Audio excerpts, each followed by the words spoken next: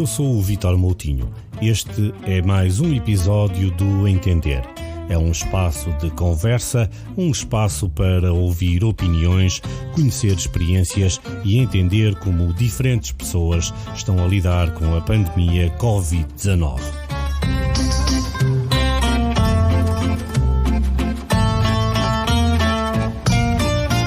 Estou a gravar estas conversas a pensar em si, naquilo que pode aprender, conhecer, ter como exemplo para lidar com a prevenção epidémica. Estas conversas estão todas disponíveis na página eletrónica www.entender.me e em várias plataformas de difusão de podcasts. Cada uma delas permite conhecer por palavras o outro lado de algumas profissões e permite ainda obter ensinamentos como lidar com o vírus, como proteger-se e como se protegem as outras pessoas, como é o caso da conversa de hoje. Como fazem os realizadores de cinema, televisão ou de documentários para lidar com o vírus quando estão em ambientes com dezenas de pessoas.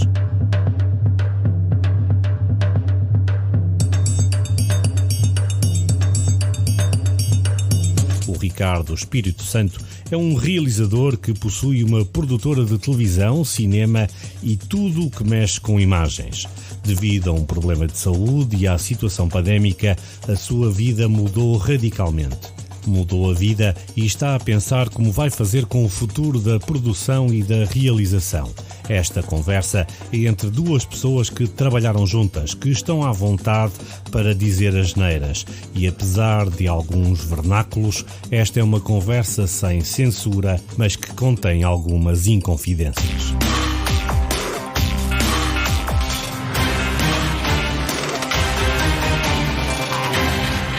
Para a conversa do Entender de hoje, tenho o gosto e o prazer de estar frente a frente com Ricardo Espírito Santo, realizador de televisão. Ricardo, o que é que o vírus significou para ti? Quando a coisa começou a acontecer, como sabes, eu tive muitos anos na SIC, em 18 aqui, e depois um dia achava que aquilo estava um bocadinho aquém do que eu gostava de fazer e lá decidi sair e abri uma empresa que tem cerca de 12, 13 anos. E quando isto aconteceu, fiquei muito preocupado pelo seguinte: a empresa, ainda que eu não me possa queixar e não posso, sempre correu bem, nunca houve assim grandes percalços. Não é uma grande empresa, aliás, eu nunca quis fazer da minha empresa uma fábrica de chouriços, de modo que vou reduzindo as margens de lucro e apostando sempre a uma espécie de intransigência com a qualidade técnica e artística. Isto significa que eu não tinha milhares de euros no banco e ao ser confrontado com a possibilidade, que não foi possibilidade, foi assim que aconteceu, de não conseguir filmar. Ao não filmar, eu não posso entregar programas, não tinha e tenho. Na altura tinha 2 programas que já duram há uns anos, um na RTP e outro na SIC. Ao não conseguir filmar, não entregava programas, não entregando programas, não chegava dinheiro ao fim do mês. E eu, não tendo uma equipe muito extensa, tenho pessoas de confiança que trabalham comigo há uns anos e que, se te recordas, são um bocadinho naif e aquilo para mim é um bocado uma família, e até pela idade são pessoas mais jovens, é quase como se fossem filhos, passo de exagero, mas preocupo-me com eles, e então entrei um bocado em pânico. Mas durou pouco tempo, felizmente, porque nós na altura tínhamos já uns programas que se têm prolongado no tempo. Um é sobre automóveis, que é o programa mais antigo sobre automóveis na televisão portuguesa, que se chama Volante, agora é Volante SIC, e um sobre literatura, que tem muito a ver comigo, que é na RTP, que se chama Todas as Palavras, que no fundo, semanalmente, são programas semanais, que são entrevistas a escritores a propósito de novos livros, e tanto têm sido escritores portugueses, quase todos, como autores internacionais. Eu tive já o imenso gosto de estar com autores que estão ali nas minhas prateleiras, que são amigos cá de casa, desde um que é o David Lodge, que eu adoro desde adolescente, inglês, ao Paulo Oster, a Arundhati Roy, pá, uma série de gente que é como a minha vida se mistura com a minha profissão e como de facto, por sorte, não é? Por mantive esse gosto pela leitura, eu leio diariamente, aquilo, pronto, é daqueles programas que eu faço com imenso gosto. E na altura fiz uma proposta, já que os programas há 3 anos que estavam no ar, cerca de 3 anos, que naquele período que ninguém conseguia prever quanto tempo duraria, de pôr gravações no ar, fazer pivôs novos em casa, não é? Todas as palavras são 2 jornalistas, uma da RTP e outra que também é poetisa, que é Inês Fonseca Santos, e no volante, que são 4 jornalistas, vamos ao edifício do Grupo Empresa, fazemos lá os pivôs, uma coisa completamente segura, e depois lançávamos peças já gravadas, o que até, como tu sabes, não é? Olha, deu-se um facto curioso, os programas passaram a ter quase o dobro de audiência, tanto um como o outro, porque as pessoas não só estavam em casa, não é?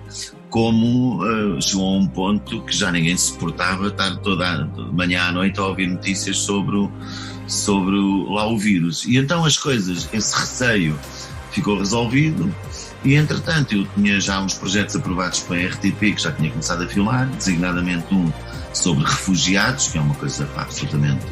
Estou deslumbrado porque tenho encontrado histórias mirabolantes, eu creio que o programa vai ter muito impacto e então instalei as ilhas de montagem que eu tinha, instalei em casa dos editores, são 4 ilhas de montagem e estou encantado pelo seguinte, alguns programas, nomeadamente esse de Todas as Palavras e o Volante, eu já não precisam de mim porque arranjei uma equipe, sei lá, eu não percebo nada de carros. O que é que eu tentei fazer? Encontrei uma equipe que parece que tem ereções só de olhar para os cromados, portanto os gajos adoram carros. E então aquilo está muito bem entregue, eles são bons câmaras e editam, não é? E o que eu estou a editar à distância é sobre os refugiados, estou encantado, aquilo está bem. E no fundo é como se eu estivesse ao lado do editor, porque é através do Zoom, e com a vantagem para ele de não estar a levar com o fumo dos meus cigarros, e isto funciona. Ricardo, estavas a imaginar estar a editar ou a acompanhar a realização e a produção deste tipo de programas há 10 anos, quando era tudo em cassete e bobina?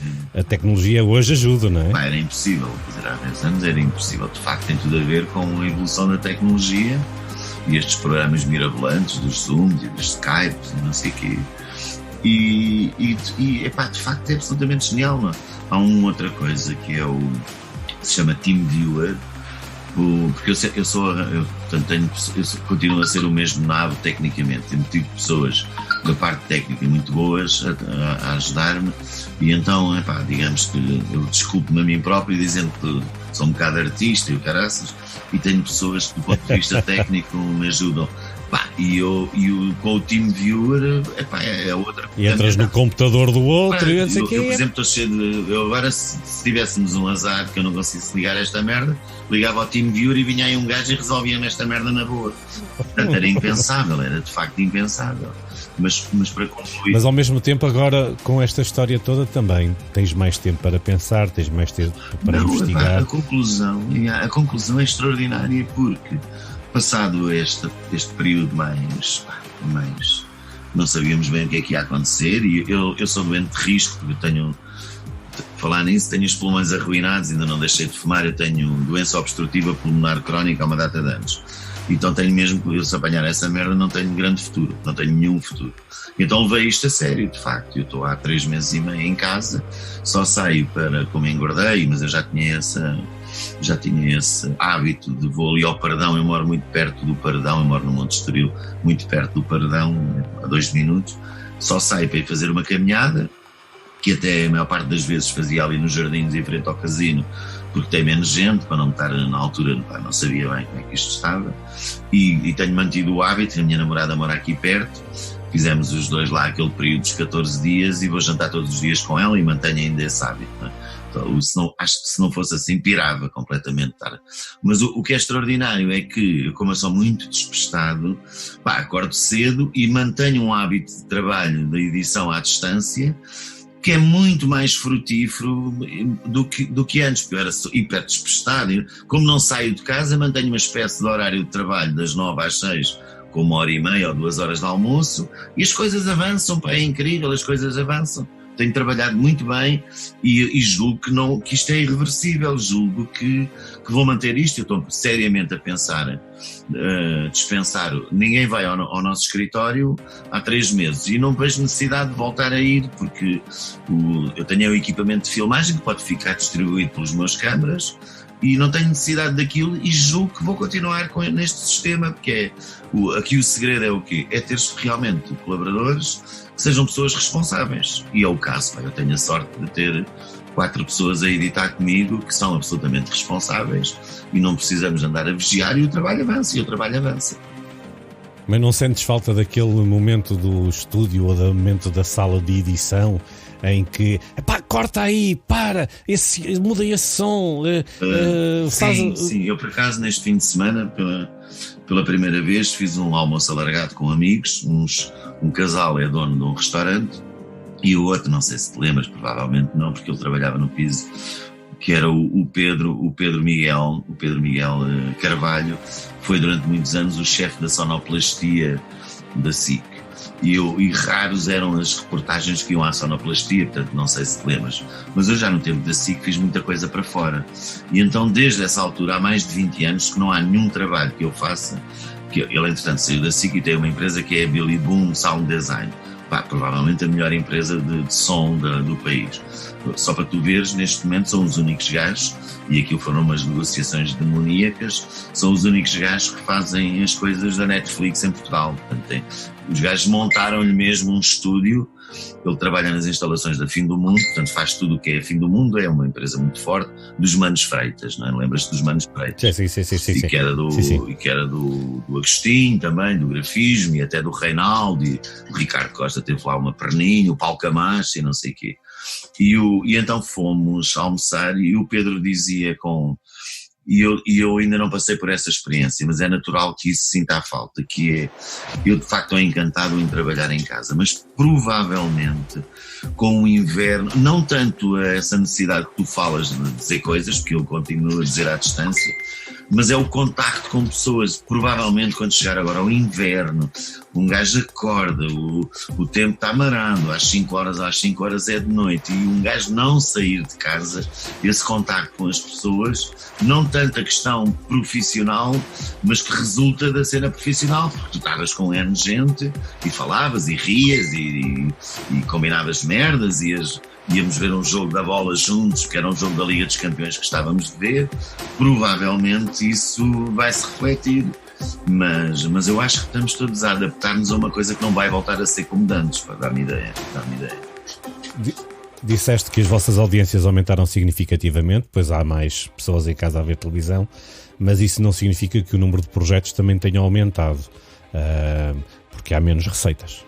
Sim, no meu caso, como te digo, não me posso queixar. O meu principal cliente é a RTP. Isto tudo tem a ver com uma coisa que eu não tenho. A minha onda não é trabalhar para os prime times, de resto, os prime times das televisões, ou é novelas, ou é concursos, ou é aquelas merdas dos Big Brother. E a minha onda não é essa. Eu, quando saio da SIC, é para fazer coisas que uma pessoa presente tem cá dentro e que, sei lá, eu é muito mais a onda do serviço público. E eu digo serviço público porque eu é muito documentários, não é? Documentários. E como te disse há bocado, eu tenho 3 que foram, eu tenho contrato assinado com esses 3. E ao longo dos últimos anos, eu sempre fiz muita coisa para a RTP e a maior parte dela para o Canal 2. E tem a ver com a tentativa de conciliar aquilo que eu quero fazer, com aquilo que os comentários, como tu deves saber, não passam, é muito raro passarem num canal generalista, não há espaço para aquela merda. E os outros, os volantes e todas as palavras e outros, eu tive um sobre blogs, muito giro, que o Zé Fragoso acabou por meter no Canal 1 e já repetiu agora no confinamento e teve audiências muito, muito engraçadas. E eu, pessoalmente, isto para dizer o quê? A RTP é a única estação que anualmente tem feito, já há 5, 6 anos, uma consulta de conteúdos. Ou seja, chega ali ao início do ano, meia dúzia ou uma dúzia e meia de produtoras em quem eles confiam e lançam um concurso, olha, mandem lá ideias. E eu todos os anos tenho ganho 2 ou 3 ideias E este ano foi há muito pouco tempo, foi há 2 semanas. Estou muito esperançado de voltar a ganhar até várias que eu este ano concorri com coisas muito fortes. E qualquer dia estás a fazer um documentário sobre o vírus. O quê? Qualquer dia estás a fazer um documentário sobre o vírus. Pois não sei, mas eu agora, como isto não é para pôr no ar, isto pouca gente sabe, muito pouca gente mesmo, mas uma das ideias que apresentei, entre outras, e acho que são vencedoras, acho mesmo. Estou convencido que vou... Nem sei, olha, chegou a um ponto que eu comecei-me a tirar de realizador, uma delas até é bastante fantástica e que dá algum dinheiro, é consequência daquilo. Convidei um outro realizador, é a primeira vez que a Terra Líquida convida outros tipos, porque o meu receio era que eles olhassem para aquilo e aprovassem 7 ou 8 e chegassem à conclusão, e chegariam bem, então, mas como é que este gajo vai fazer estas merdas todas ao mesmo tempo? É impossível, não é? Mas uma que me agrada bastante e que vou-te dizer em primeira mão, que nunca disse, só porque sei que isto não vai para o ar em lado nenhum para já, que é, e isto vai-se saber, que é um sonho antigo. O António Lobo Antunes nunca, que é um louco furioso, nunca aceitou, aliás, se ele ouvir isto, estou fedido, que nunca aceitou ser filmado, aceitou finalmente. E eu estou neste projeto com uma tipa fantástica que escreve sobre livros para o público há uma data de anos, provavelmente conhecerás, ou pelo menos de nome, que é Isabel Lucas, e ele aceitou, de modo que estou em documentário, estou com 3 projetos muito, muito engraçados, que é o António Lobo Antunes, e o gajo aceitou. Estou com a biógrafa oficial do Alexandre O'Neill, que é Maria Antónia Oliveira, e um sobre o gajo, o Gustavo Eiffel, que tem obra sobretudo no Norte, não é? E é muito fácil até fazer um documentário. Para além de programas... Eu tinha já uma ideia para te dar, que era pegares nas correntes de escrita a passagem do Luís Sepúlveda, o facto de ele ter contraído o vírus e ter falecido. Curiosamente, sabes uma coisa curiosa que agora disse? Sabes que a última entrevista do Sepúlveda foi dado a todas as palavras, foi dado à minha equipe, e eu que há uma data de anos, eu tenho muito carinho pelas correntes de escrita, conheço muito bem a Manela, e ela também acho que me acha piada, e a única vez que eu não fui, precisamente porque estava com o projeto dos refugiados, e estava muito atrasado, porque tinha aceito aquela coisa de formatar o Canal 11, tive 8 meses que não fui à empresa, estive a filmar uma semana em Braga, refugiados, e eu vim de comboio para Lisboa, fui o único que vim de comboio, porque precisava de editar aquilo, e pela primeira vez na vida não fui, e neste caso ainda bem, porque eu tenho mesmo os pulmões arruinados, não é? E a última entrevista do Sepúlveda, do Luís, foi a todas as palavras a este programa, curiosamente. Aliás, a RTP passou já várias vezes essa entrevista. E portanto, olha... E a tua equipa ficou em confinamento. Ficou em confinamento mesmo, quer dizer, ficou o pessoal todo que privou com ele, e a minha equipa em particular, sim, porque lhe andou a montar os microfones. É que não foi a ele, foi a ele e à mulher, não é? E andou-lhes a montar os microfones e essas coisas todas. E não deixa de ser curioso dizeres isso, porque a última entrevista que ele deu foi mesmo a todas as palavras, ao meu programa, não é? O que é que tu pensaste quando soubeste que ele foi infectado? Opa, olha, para já a primeira coisa são 2 coisas. Eu já tinha entrevistado 2 vezes eu tenho 2 fotografias com ele, e o gajo achou-me piada, sei lá, eu sou meio desbocado, e sobretudo agora que sou cota, para mim não faz sentido estares ao pé de uma pessoa que admiras e com algum constrangimento, que eu nunca imaginei aproximar-me das pessoas, mas não desperdiço a oportunidade para dizer uma coisa que sinto. Que é, no caso, há vários, não é? O Paul Auster foi eu tenho ali 12, 15 livros do Paul Auster, o David Lodge tem a obra toda dele e o Sepúlveda tenho quase toda. E então, na primeira vez que o entrevistei, a última foi na Feira do Livro de Lisboa, disse isso, da admiração que tinha por ele, e no seguinte tivemos ali um bocado a conversar, e portanto, eu já tinha estado 2 vezes com o Luís, e tínhamos dado bem, sempre uma coisa, não foi muito tempo, tivemos 40 minutos ali à conversa e a rir e não sei o que mais. De tal maneira que eu tenho fotografias com ele ainda. Quando isto aconteceu, acabei por publicar, e o primeiro receio foi para o Luís e para a mulher, não é? Do saber que ele é, eu não fazia ideia se ele era fumador ou não fazia ideia de como é que estavam os pulmões dele, mas a primeira preocupação, digamos que foi repartida, que é, isto não é mensurável de quem é que tu te preocupas mais, mas foi para ele por um lado e para a minha equipe por outro, porque foram não houve ninguém que estivesse tão próximo deles do que as pessoas que fizeram a última entrevista, designadamente aquele momento em que tu pões o microfone, tiras o microfone e não sei o que, estás ali mesmo em frente à cara do coisa. Portanto, foi a minha equipe, que era toda a equipe com quem trabalho há uns anos, não é? Estavam lá todos, e o Luís e a mulher, não é? A preocupação. E também, é como te digo, todas as palavras, curiosamente, está tudo ligado, cara. Se falaste mesmo numa coisa engraçada. A primeira, já lá vão mais de 3 anos, o programa número 1 de Todas as Palavras foi feito nas correntes de escrita. E eu, mais do que uma coisa profissional que é, sempre fui às correntes de escritas. E acabei porque como é um genuíno gosto pela literatura, acabei por cimentar, aí sim posso ousar dizer amizade, com alguns tipos que admiro, o Gonçalo M. Tavares, que sou um admirador, confesso, como é que ele se chama, o não sei que Cruz, o gajo dos guarda-chuvas, não é Alexandre, é não me lembro agora, não sei que Cruz, com o Tordo, com outros escritores, e sobretudo com a Manela, que é uma pessoa muito querida e muito dinâmica, que é a alma disso. Ela e um outro senhor, que eu não me recordo agora o nome, que está muito doente. E então era com gosto, porque não só um gajo fazia aquilo, digamos que a maior parte, agora estou a brincar, mas é um bocado de verdade, a maior dificuldade dos encontros literários é um gajo depois do almoço ganhar espaço para o jantar. Porque aquilo faz-se bem o trabalho, nós já estamos muito automatizados, não é? E fazemos sempre lá numa biblioteca, e depois sobra algum tempo, e o que era gostoso era realmente aquele convívio, não é? Com pessoas interessantíssimas, com pessoas em que tu estás à mesa com eles e as conversas são giras. O Cotrim, que é dono da Abismo, montes de malta, poetas, o Jaime Rocha, a Lídia Jorge, gente interessantíssima, que tu nunca imaginaste estar com eles à conversa. E depois à noite, não é? À noite uma pessoa não ia para os copos eram ali no hotel a falar com gente muito, muito interessante. E então eu desenvolvi um gosto incrível pelas correntes, que mantenho. A única vez que não fui, como te disse, foi este ano. E pronto.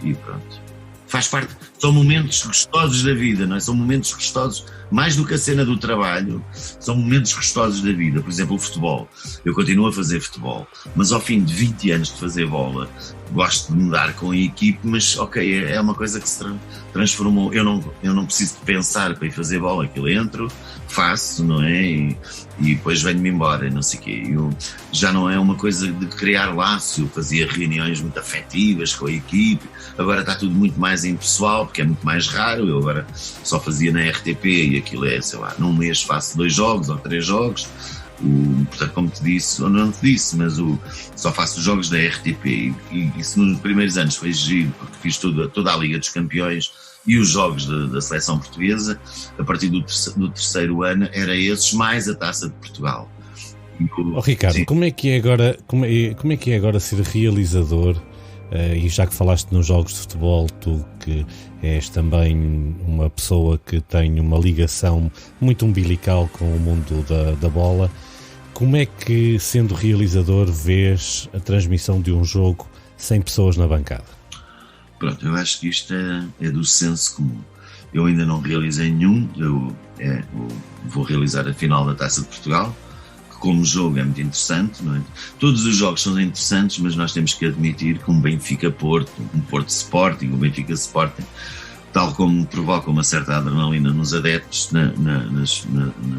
nas equipas de transmissão também, não é? Até porque muitos deles ou são do Benfica, ou do Sporting, ou do Porto, e não sei o quê. E portanto, alinho pelo senso comum, que é flagrantemente, é pena, não é? Acho que caminhamos para se resolver isso, porque há algumas incongruências. Um espaço tão aberto como um estádio permite, julgo com uma inabalável convicção, que tem que ser rapidamente revisto, porque dá para espaçar as pessoas, não é? Dá para espaçar as pessoas, e portanto julgo, não sei se talvez esta época ainda não, e portanto eu faço a final da Taça de Portugal sem público, é o mais provável. E pronto, e de facto é uma coisa diferente. O que eu me lembrei, quer dizer, se for possível, se não for só uma frase recorrente, dizer que tentar aproveitar sempre em todas as circunstâncias o melhor que consegues, que é, tem uma vantagem para mim.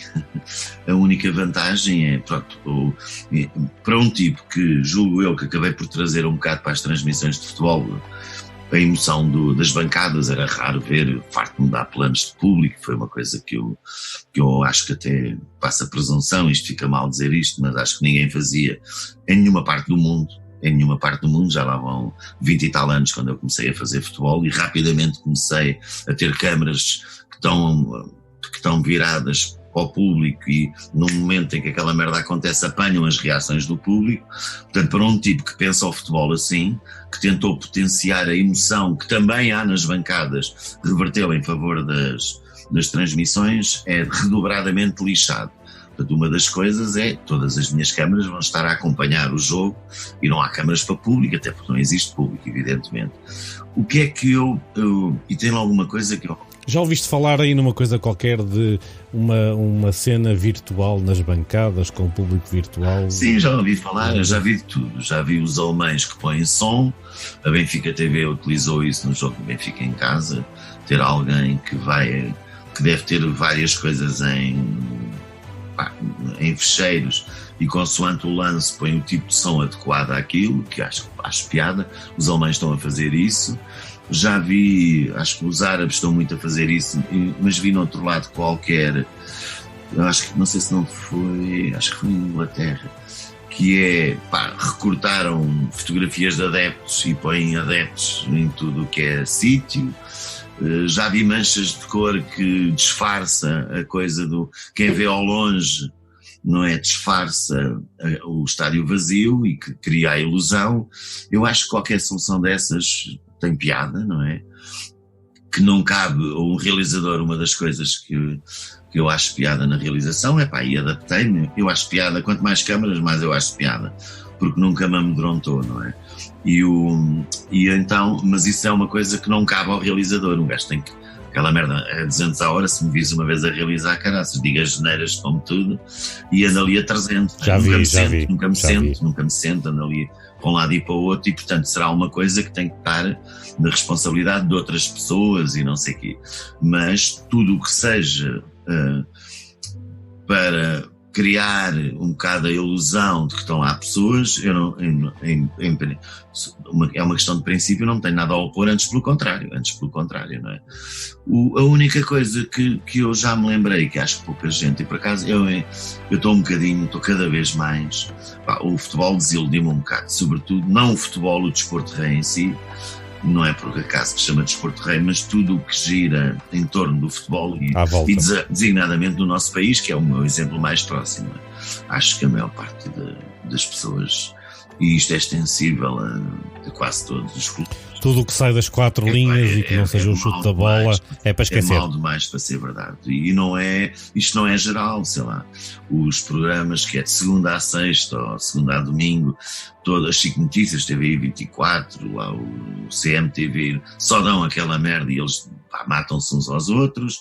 Os nossos dirigentes, na minha modesta opinião, deixam todos muito a desejar, e coisas que não acontecem em países civilizados. É impensável na Liga Inglesa andarem a alimentar este fogo cruzado diariamente, era impensável, eles eram penalizados, tal como outro fenómeno que me perturba.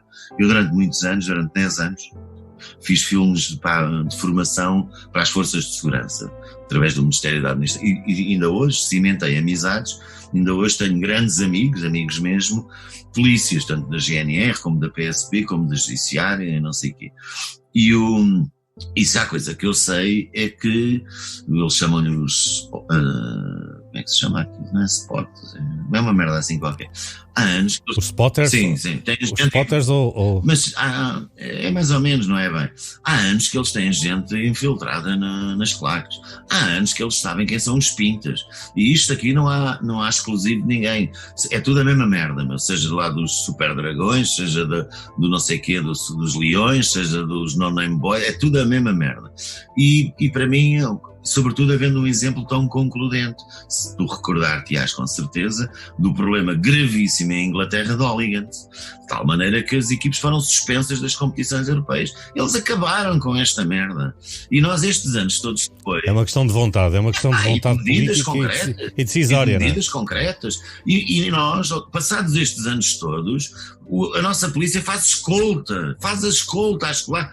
Há um Benfica Sporting e o pessoal que não tem nada a ver com a bola fica horas nas filas porque eles vêm escoltados na segunda circular, que é insultar pessoas. Ricardo, mas as televisões, e nós aí também temos culpa, depois vão atrás deles cobri-los, também fazem as transmissões em direta.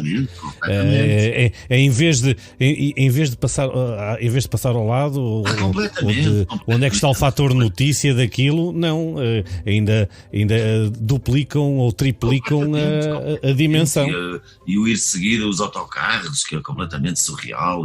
Os autocarros saem do hotel e lá vai, gasta-se imenso dinheiro, não há dinheiro para pagar uma merda de um programa, como sempre, ao fim destes anos todos, continuo a ouvir o choradinho, não há dinheiro, caralho, para fazer programas, já nem te digo o orçamento dos programas, tanto do volante como do outro.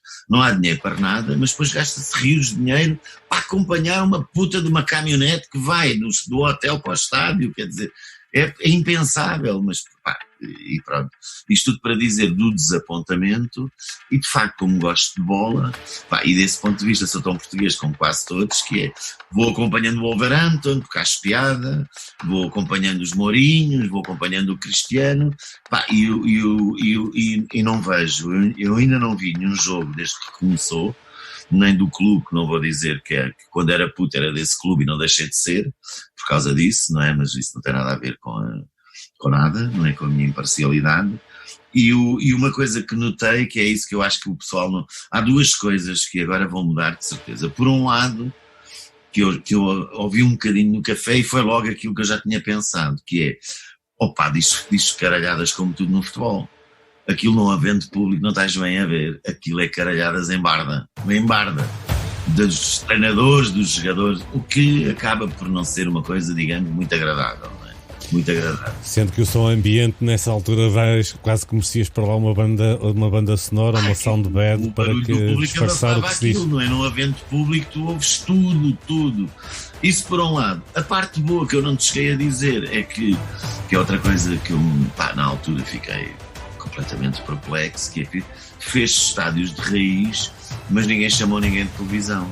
E então coisas como a Inglaterra já há muitos anos, que, sei lá, eu câmaras ideais, ali junto às áreas e não sei o que, de super slow motion, eu tenho-as no relevado, porque não há um lugar com 2 metros de altura, que é um lugarzinho que anulava 7 ou 8 lugares de espectadores, que era nas bancadas a 2 metros de altura.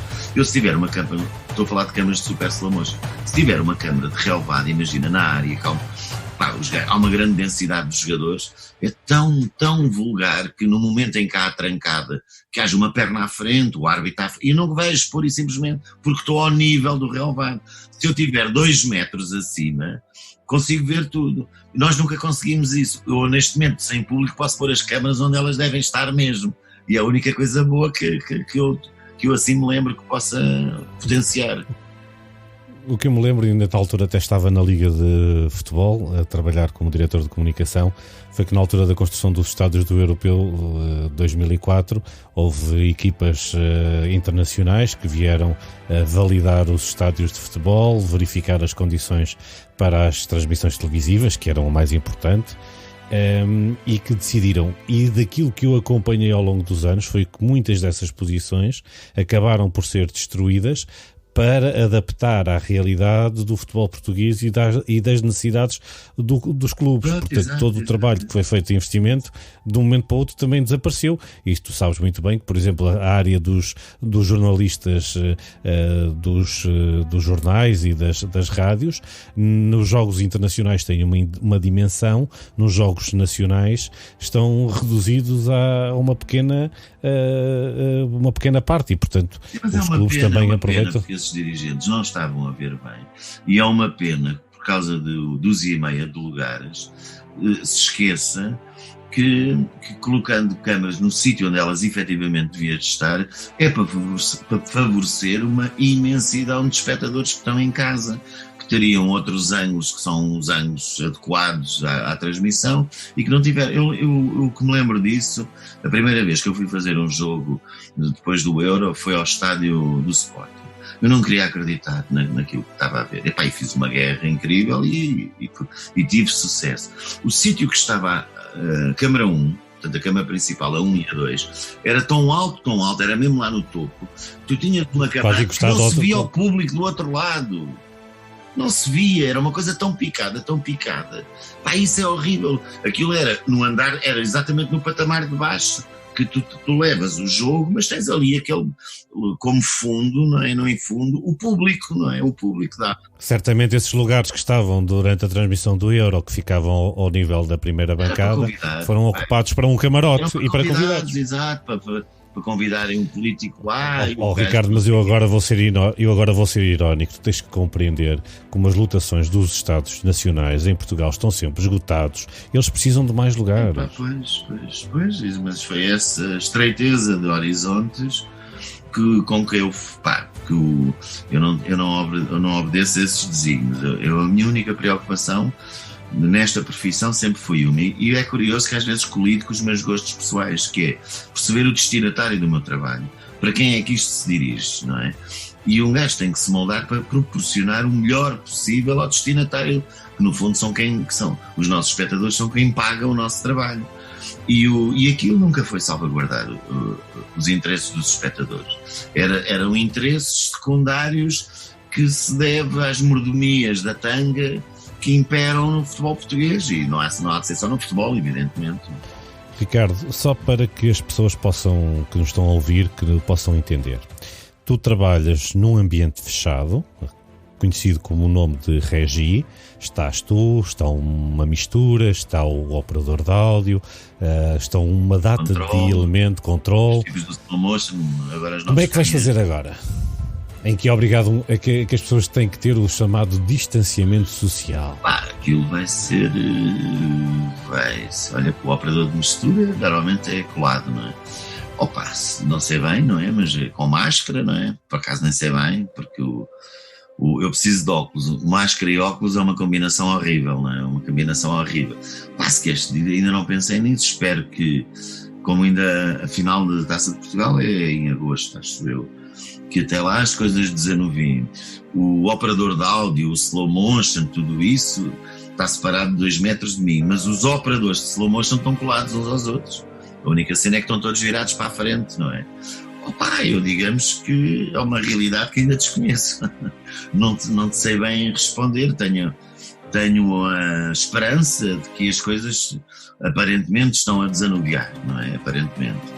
Tenho esperança que chegamos todos à conclusão que quando isto surgiu ninguém sabia bem do que é que se tratava e que entrámos todos um bocado em pânico e sei lá, há uma coisa que eu não posso fazer de conta que não sei.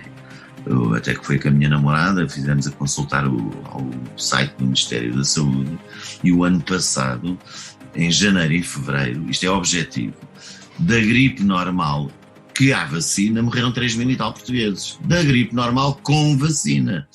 O que é facto é que morreram até com muito mais meses, em 4 meses morreram 1.000 e tal portugueses. Às tantas vai ser uma coisa que de facto atinge mais, regra geral, as pessoas já com maior idade e sobretudo aquelas cujos pulmões não estão muito famosos, não é? E o resto, não sendo uma lotaria, eu acredito que haja muita gente assintomática, não é? Que já teve e que nem deu por nada e os jovens e toda essa coisa e não sei o quê.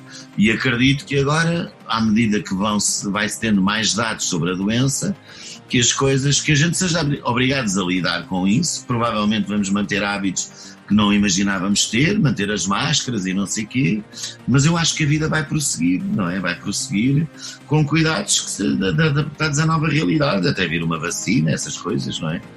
Mas... Tu próprio já adaptaste algum comportamento? Pá, completamente. Então, eu como, não sei se cheguei a dizer se foi privado, se foi aqui, mas eu tenho, os meus pulmões estão arruinados, tenho doença obstrutiva pulmonar crónica.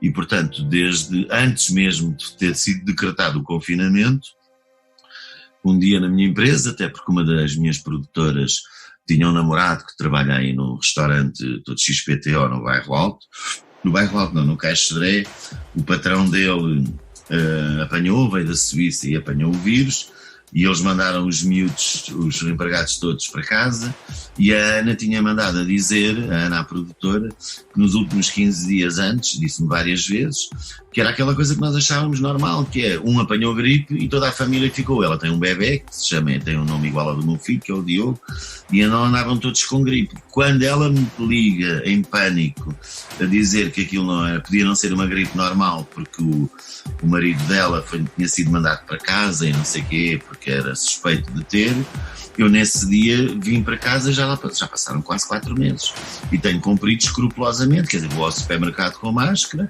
trabalho a partir de casa e à noite vou ter com a namorada depois de fazermos os 14 dias.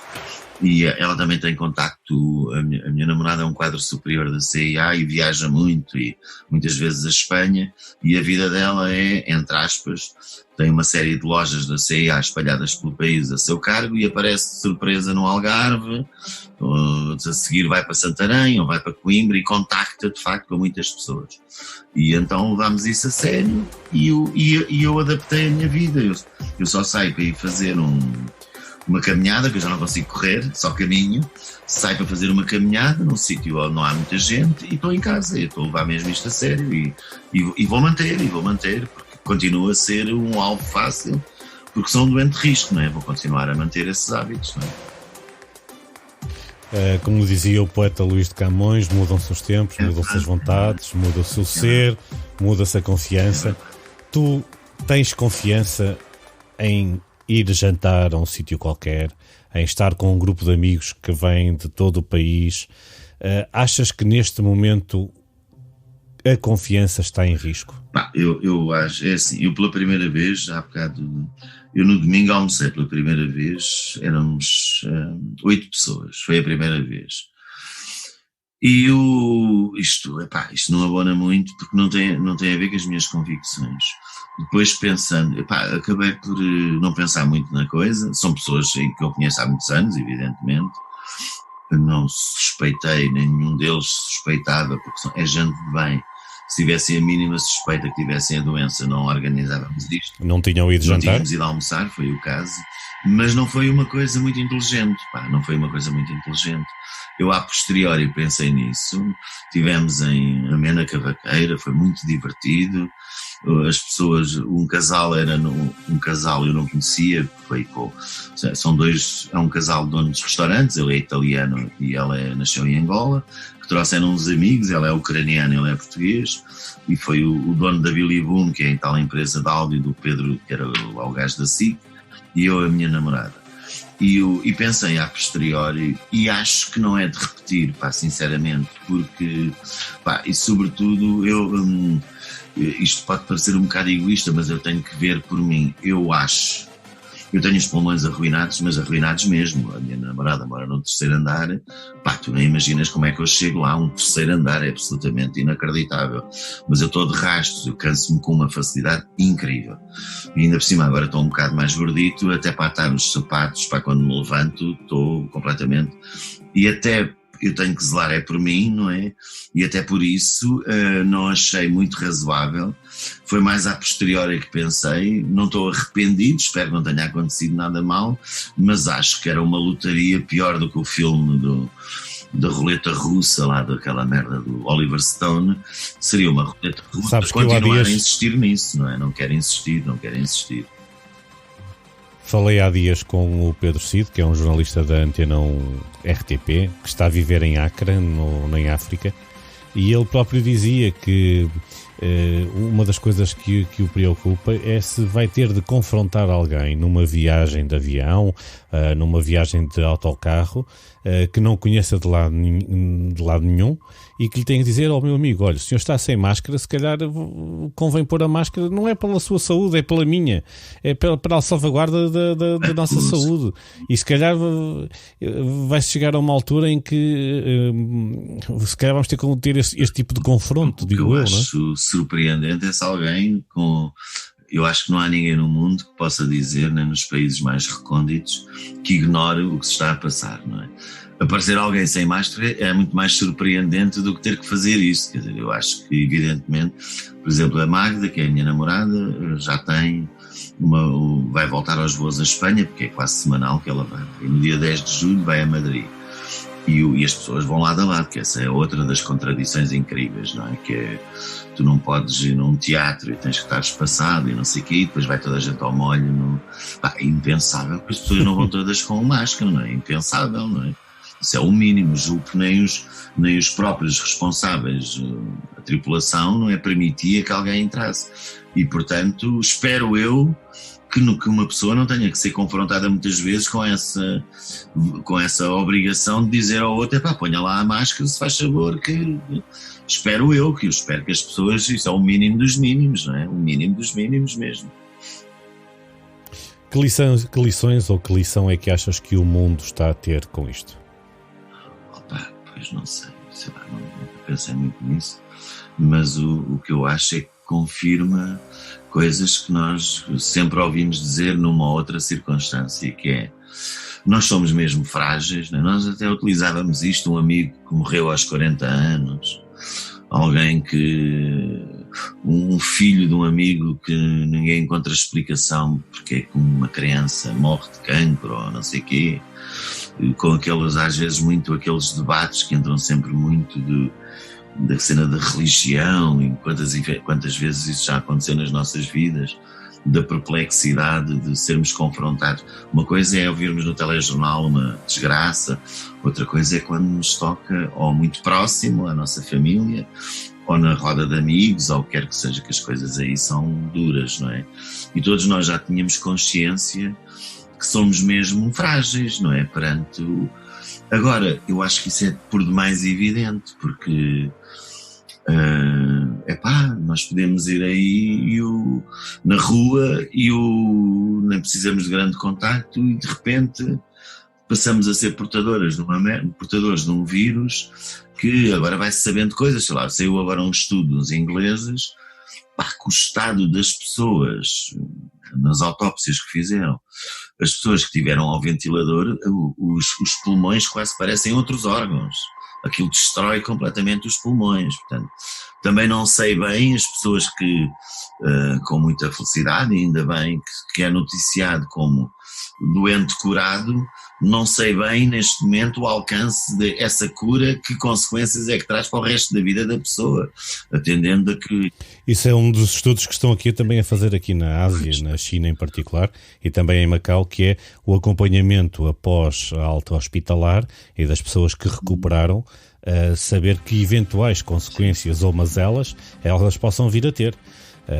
Por exemplo, eu faço mergulho e já li 2 estudos pelo menos feitos nos Estados Unidos, que a malta do mergulho fica impossibilitada de voltar a mergulhar porque os pulmões deixam de ter capacidade aeróbica para as pressões. É plausível. Não, e agora, quer dizer, por exemplo, a questão da China, que sem fazer juízos de valor, aquilo começou muito a mal, com aquela que até o médico mais sabia daquela merda morreu.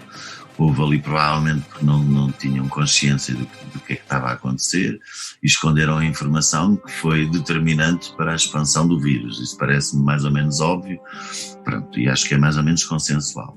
E chegaram a um ponto, com medidas muito espartanas, digamos assim, nada como a China. Os gajos fecharam mesmo aquela merda, estou-se um bocado a cagar para os cidadãos, não é? E resolveram até chegar a doentes zero, não é? Até não haver casos nem mortes. E agora estão a lidar com o segundo surto e bairros de Pequim inteiros estão a ser vedados e as pessoas estão confinadas em casa e, portanto, há um segundo surto. Portanto, se havia alguma e há alguma esperança de que as coisas, afinal, se calhar não foi falso alarme, mas não tem a gravidade que não sei o quê, está aí a realidade para nos demonstrar que não é bem assim, não é? Mas sabes, Ricardo, sabe que nós vivemos aqui, às vezes ficamos assustados. Não é o que é que se passa aqui, é o que se passa aí deste lado em Portugal. Porque tu pegas na balança e diz assim, ora bem, em Pequim foram encontrados agora numa vaga lá no mercado 100 casos e eles, pumba, fecharam 11 municípios. Na área da Grande Lisboa, por dia, são encontrados perto de 300 casos e abre-se os centros comerciais, fazem-se festas, volta-se a ir para a praia. Afinal, onde é que nós estamos? Pois, mas como é evidente, pois isto não sei, provavelmente no resto do mundo é assim, ou pelo menos no resto da Europa, que é, depois há muito o discurso que tem a ver com a ideologia de quem está no governo, se são socialistas ou se são sociais-democratas, e depois as medidas que uns tomam, quem é da oposição acha tudo atrasado mental e vice-versa. Funciona um bocado assim. Mas este vírus teve também essa consequência de dirimir algumas diferenças ideológicas e as pessoas não... sei lá, o caso de Portugal, por serem socialistas, não são acéfalas, se há contradições, as pessoas dão conta, caralho, dão conta, não é? E está a haver contradições, absolutamente surreais. E pronto, e isto é surreais. Olha, eu decidi fazer uma coisa, eu ia aconselhar o meu filho, e a Magda também, eu já não ligo praticamente a televisão, e sem me querer adiar, não é? Criar uma espécie de bolha e agir de acordo com aquilo que eu acho que é o que melhor defende a saúde, neste caso é mesmo a nossa saúde. E portanto não ali. Olha, eu digo-te aquilo que dizem aqui os médicos. Aqui os médicos dizem quebrar barreiras de transmissão do vírus. Lavar as mãos. Proteger a cara, proteger as vias respiratórias, para que não vá alguém tossir ao teu lado, e sempre que chegues a casa, não entrares com os sapatos, de imediato lavar ou desinfetar as mãos. No caso de não haver forma de lavar, fazer o possível por não contactar com a face, não contactar com os olhos, não contactar com os ouvidos. Eu tento fazer diariamente, há meses, é isso que eu faço, precisamente. Caríssimo, muito obrigado por esta conversa para o... Estás na mesma? Tu estás na mesma, caraças, essa é que é essa.